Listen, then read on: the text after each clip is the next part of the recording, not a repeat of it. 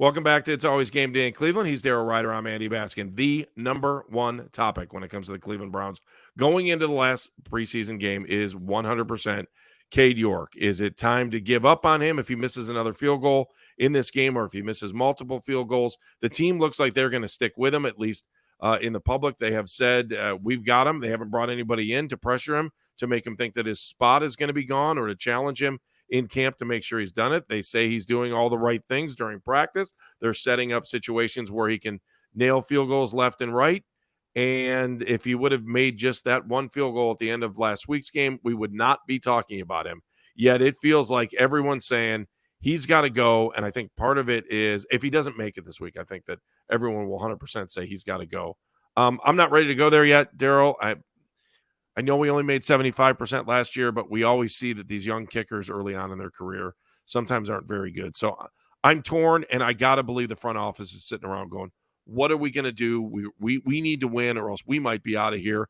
And are we really going to bank our career on this kid's foot? Well, I mean, Bubba Ventrone this week had his iPhone out and was like filming Cade York kicking up close and personal type thing. So that tells me there's a mechanical issue there.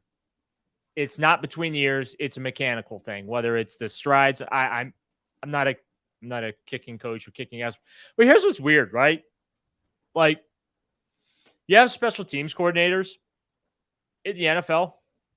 Why don't you have a kicking coach? I'm dead serious. Like, why? I mean, we have more. I think we had. Every starter, I think it was last year or 2 years ago, we had 22 coaches. So conceivably, every starter could have their own coach. But you get what I'm saying? Like, we have an abundance.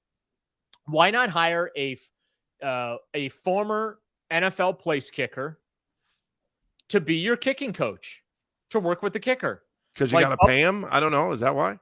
Because you're trying to squeeze every nickel out of a stone? Well, I mean, you have assistant position coaches, right?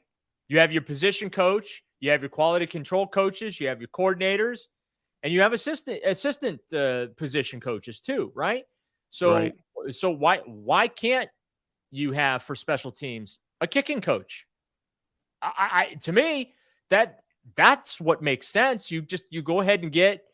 I know Phil Dawson's a little busy. He's coaching high school football. They're down in Texas, but get a retired NFL kicker who was pretty proficient at kicking field goals, and bring him in and as a kicking coach. Daryl, is his job on the expanding employment opportunities in the National Football? I am too. It's on our paycheck or insurance that he's got to get picked up on. But my point, Daryl, is his job on the line this week? I think it is. If it isn't, then what are the Browns doing? Because if you're Kevin Stefanski, and I think we've talked about this before, but if you're Kevin Stefanski and you are being judged on the results this year, right? Team cost $300+ million, the roster, right? Andrew Berry has filled just about every hole within the roster that you can find. Yeah, we can nitpick a couple of positions as far as the depth of those positions go. But when you talk about starters, Andy, and you talk about the primary reserves, they're in pretty good shape on both sides of the football. Like, there are no excuses why this team cannot win and make the playoffs, barring unforeseen circumstances. And that's where we will leave that. I'm not going to get into detail. Well, I mean, I said this several times this week, okay? And we're doing it right now. We're talking about the kicker. We are literally talking about a team that is concerned about kicker, 6th or 7th wide receiver, and 3rd string running back. If that's what our concerns are right now, then this team should be in great shape for the season. 100%. And I guess at that point, you only need a guy that can make extra points. But I say that tongue in cheek. You do need a guy that you can rely on that can put 3 points on the board from 50 yards out, right? Because drives are going to stall around the 30-yard line. That's just the nature of the National Football League. So, Cade York has not demonstrated the ability to do that on a consistent basis.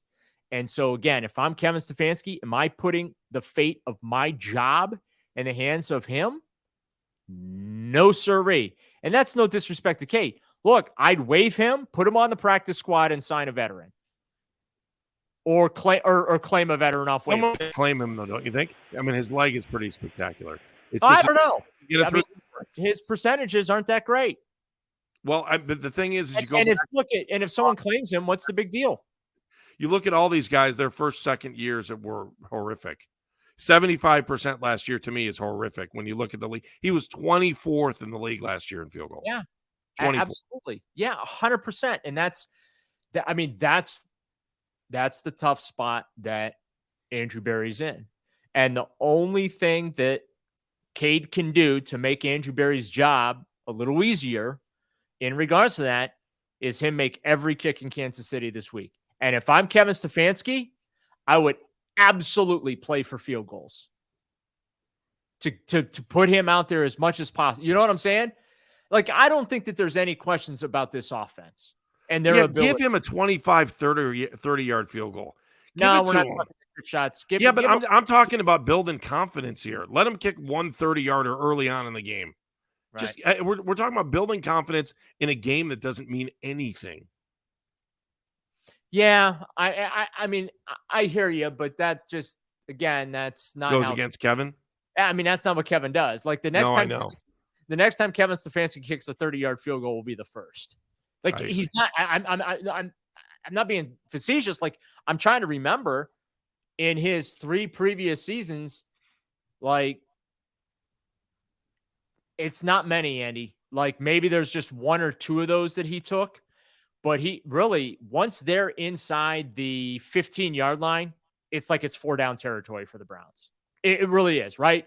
Sure. So, I mean, I understand what you're saying, right? You give him a chippy. In this game only, I'm not saying I would do it during the regular season. In this game only, that means absolutely nothing. Well, it's like they said on the telecast the other night against the Eagles. Like, Kevin didn't even want to put him out there for a 50-yard field goal. Think about that for a second, right? I mean, I kind of get that too, because in a game that means absolutely nothing, why not go for it on 4th down? Right? But no, you're missing my point. My point is, in a meaningless preseason game, Kevin Stefanski did not want to run Cade York onto the field to kick a 50, 51, 52-yard field goal. Think about that for a second. Let that marinate for a minute. That tells you where they're at. Seriously, because with all due respect to Kevin, look, and I say this all the time, fans have to understand that press conference sound bites are not sworn testimony. Okay. True.